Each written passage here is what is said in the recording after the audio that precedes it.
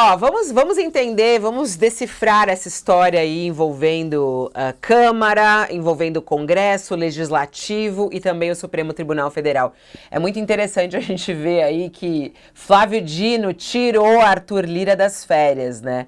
E mexeu ali com o homem bravo do Congresso. A Câmara dos Deputados apresentou nessa madrugada, foi durante a madrugada, um recurso ao Supremo Tribunal Federal. E o pedido é para que Flávio Dino reconsidere a decisão de bloquear o pagamento de 4 bilhões e 200 milhões de reais. Essa decisão que foi tomada durante aqui o recesso parlamentar e o recesso também do Supremo, né? Flávio Dino ficou trabalhando e mandou bloquear esses 4 bilhões e 200 milhões de reais.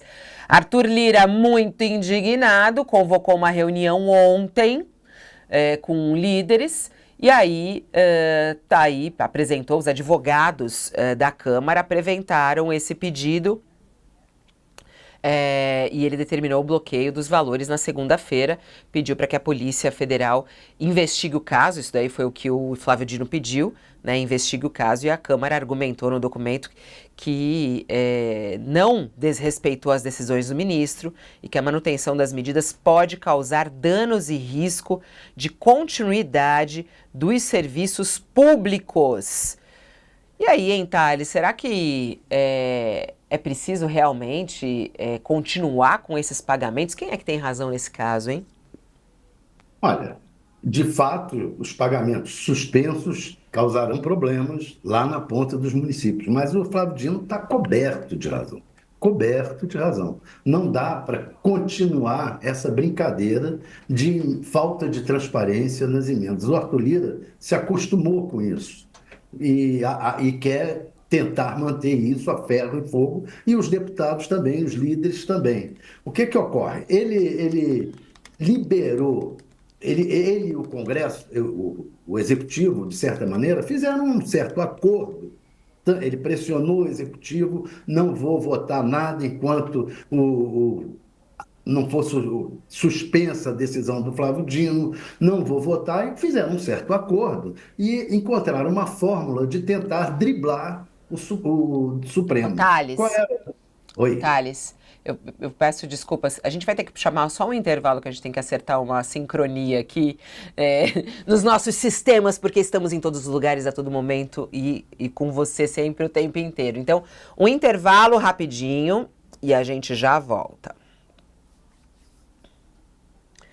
Vamos retomar aqui, depois a gente volta mais um pouco, mas você estava falando que nessa briga toda, quem está com a razão na sua análise, a gente vai ter depois a análise também de um jurista, né, Thales? Porque tem essas questões jurídicas que têm que ser entendidas nesse embate que fica aí entre o Legislativo e o Congresso. Mas Flávio Dino, quando toma essa decisão, ele tem ali vários indícios de irregularidades que foram apresentadas. Ontem, inclusive, a gente entrevistou aqui o advogado que fez essa representação pelo PSOL, né, que foi o que apresentou justamente isso. E ele falando da necessidade desse bloqueio pelas irregularidades que foram constatadas e apresentadas nessa ação do Supremo. E foi assim que Flávio Dino tomou essa decisão. Por isso que você dizia, né, o Thales, que Flávio Dino, nessa briga com Arthur Lira, tem razão. A luta do Flávio Dino, ele tem razão, é que haja simplesmente transparência. Está se lidando com dinheiro público. E é preciso dizer, esse dinheiro foi dessas emendas. Qual deputado que mandou a emenda para fazer o quê, em que município, e isso está sendo feito, está sendo executado da maneira correta? É só isso.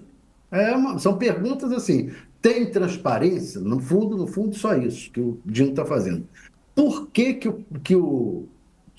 esse documento e que se baseia esse documento agora da Câmara, essa representação da Câmara? Ela, na verdade, é um monte de negativas, dizendo, olha, não é verdade que nós não estejamos sendo transparentes, a Câmara defende que houve transparência nas emendas, etc. e tal, o tempo inteiro negando que não houve transparência. Mas, na verdade, não houve. O que houve foi a pressão da Câmara para manter esse sistema em cima do governo, obrigando o governo: olha, se você não nos ajudar, nós não vamos aprovar o pacote de gastos nem a reforma tributária. E aí o governo acabou fazendo, jogando junto com a Câmara para driblar o Flávio Dino. Como? A AGU, a Advocacia Geral da União, soltou um papel dizendo que estava completamente legal o negócio da Câmara, estava legal o envio de emendas. E aí o Executivo, legalmente, pode se basear no parecer da AGU e, em cima desse parecer da AGU, liberar o dinheiro. E o dinheiro foi liberado irregularmente, essa é a verdade. Foi uma manobra do governo para se safar da pressão da Câmara, da chantagem da Câmara, mais do que pressão, da chantagem da Câmara, e o Flávio Dino simplesmente está pisando em cima. A Câmara fica dizendo que o governo, o Executivo e o Dino estão combinados. Essa é a grande dúvida. Estará o Executivo combinado com o Flávio Dino e com o Supremo para barrar essas emendas sem transparência ou não? Se, com base nessa dúvida, é que os líderes do Congresso têm feito a pressão sobre o governo o tempo inteiro para se colocar do lado deles. Ah, você deixou aí uma pergunta, eu vou jogar para Carla, né? Estão trabalhando combinado, ô Carla? Tá rolando uma dobradinha, Dino e Executivo? Então, Fabiola, eu acho que nesse momento o que a gente pode ter mais, assim, que fica mais claro é que o governo está, no mínimo, dando sinais trocados. A Raquel uma vez falou aqui, eu falei ontem, a gente tem falado assim, o governo ele age nessa questão das emendas como refém e como cúmplice. Nesse documento que o Arthur Lira enviou para o Supremo Tribunal Federal nessa madrugada, tem um trecho ali em que ele destaca justamente o aval do governo para isso. Ele diz, para além da questão da AGU e do parecer que o Tales coloca aí, que foi um documento que o governo vai lá e tenta chancelar o pagamento das emendas, houve aí a aprovação, o Lira diz que a SAGE, que é a Secretaria de Assuntos Jurídicos do Palácio do Planalto, vinculada à Casa Civil de Rui Costa, eles deram um aval para essa liberação de emendas. O governo estava precisando aprovar o pacote. Então, o que acontece? Aí a gente tem a questão do calendário, né? Olha, tudo bem, eu topo, eu libero as emendas, aprovem aí as medidas no Congresso. Coincidentemente, logo depois que aprova as medidas no Congresso, o Flávio Dino vem falar, não, peraí, essas emendas de comissão aqui foram irregulares, vamos parar de novo. Porque essa novela das emendas, ela se arrasta desde antes do período eleitoral. Lembrando que o Flávio Dino suspendeu lá atrás outras modalidades de emendas, né, praticamente todas, e agora é uma modalidade específica, que são as emendas de comissão, que o Lira organizou com os líderes, e eles estão resolvendo para onde vai esse dinheiro, sendo que Alagoas, que é o estado do atual presidente da Câmara, foi um dos mais beneficiados. Então, assim, o que acontece? A gente tem um momento em que o presidente Lula volta para Brasília, né, depois da cirurgia, e ontem, segundo a assessoria do Lira, o Planalto não deu essa informação, mas divulgou na agenda que Lula recebeu o Lira no Palácio da Alvorada. Mas a assessoria do Lira disse que o Lira foi convidado pelo presidente Lula para conversar e fazer panos quentes ali, né, nessa situação. Lembrando que o presidente Lula, obviamente, Fabiola, era muito próximo do ministro Flávio Dino, né? O ministro Flávio Dino, que sempre foi muito midiático, né, digamos assim, quando estava no Ministério da Justiça. E é curioso a gente lembrar, inclusive, é bom a gente recapitular o passado, né? O ministro Flávio Dino, quando ele estava no comando do Ministério da Justiça do presidente Lula, ele foi para cima do Arthur Lira na investigação dos kits da robótica. E, na ocasião, o Lira estava muito poderoso, o governo Lula ainda completamente sem base no Congresso, e aí, numa manobra que envolveu também o ministro do Supremo Tribunal Federal, Gilmar Mendes, essas investigações foram anuladas. Então, o que acontece? Esse cenário, os personagens, eles vão mudando de lugar, né, digamos assim, mas o Flávio Dino, ele sempre teve uma relação muito próxima com o Lula, mas quando ele vai ao Supremo, de fato, o ministro muda de postura, até com nós mesmos, jornalistas. A gente estava muito acostumado a receber o ministro Flávio Dino em entrevistas, em conversas. Ele falou, deixei a toga, né? Deixei o lado político, vesti a toga. E aí ele muda mesmo de postura em relação a esse efeito midiático direto, mas ele mantém aí vamos dizer, uma atividade jurídica, nesse caso, né, muito efetiva. E ele não parece, Fabiola, recuar com esses sinais trocados que o Planalto dá.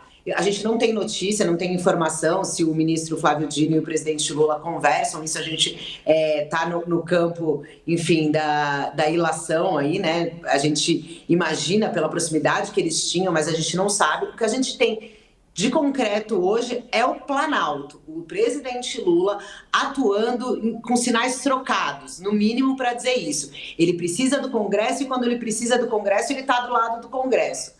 Depois que ele consegue o que ele precisa do Congresso, ele tira o time de campo e deixa o STF ir para cima do Congresso.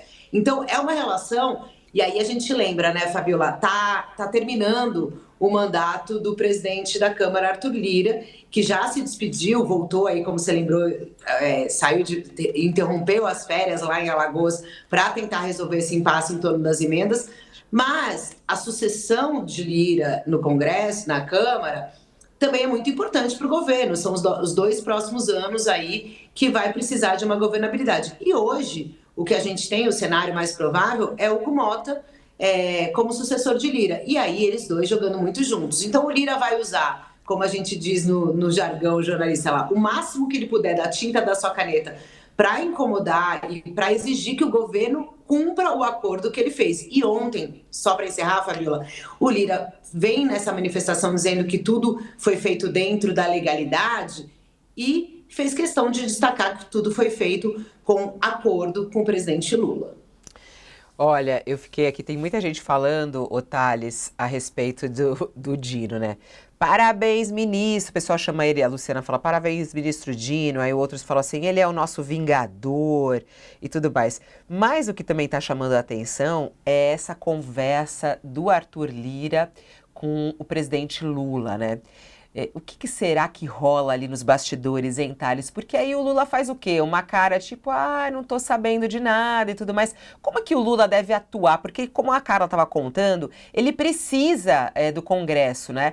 E o Arthur Lira é esse homem poderoso lá no Congresso. Tanto é que o cara sai lá de Alagoas, interrompe as férias para chegar em Brasília e conseguir negociar tudo, entrar com uma ação lá no Supremo para poder rever esse dinheiro e passar esse dinheiro para a mão, né, dos parlamentares, que são os acordos que ele fechou, inclusive, com esses parlamentares. Como é que deve ser essa atuação do presidente Lula com Arthur Lira, hein, Thales? Pois é, isso é que nós vamos saber agora na reforma ministerial. Se o Lula vai prestigiar o Lira, dando a ele um ministério, e qual ministério, ou se o Lula vai passar a tratar o Lira como mais um deputado lá do fundão do plenário. Os deputados do fundão do plenário são aqueles que não participam muito da decisão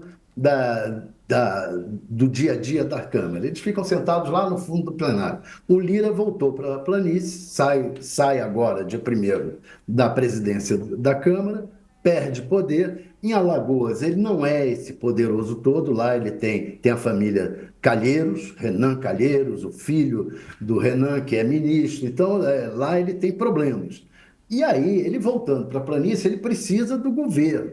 O governo vai ter agora a reforma ministerial e vai se saber se o Lira vai ganhar o ministério. Ele queria o Ministério da Saúde, mas o PT não quer dar de jeito nenhum a saúde para ele. Até quem está cotado para a saúde é o ministro da articulação política, o Alexandre Padilha. Então, o Lira agora é que a gente vai saber. Vem cá, o governo vai pagar a dívida do apoio que o Lira deu à aprovação das emendas ou vai tratar o Lira como apenas mais um deputado? E esse apoio é reconhecido pelo governo ou o governo acha que foi apenas chantageado o tempo inteiro e que teve que ceder à chantagem? Também é o que a sociedade acha um pouco. O Lira, na verdade, não apoiou de bom grado o governo. O Lira chantageou o governo o tempo inteiro e conseguiu arrancar do governo o que queria.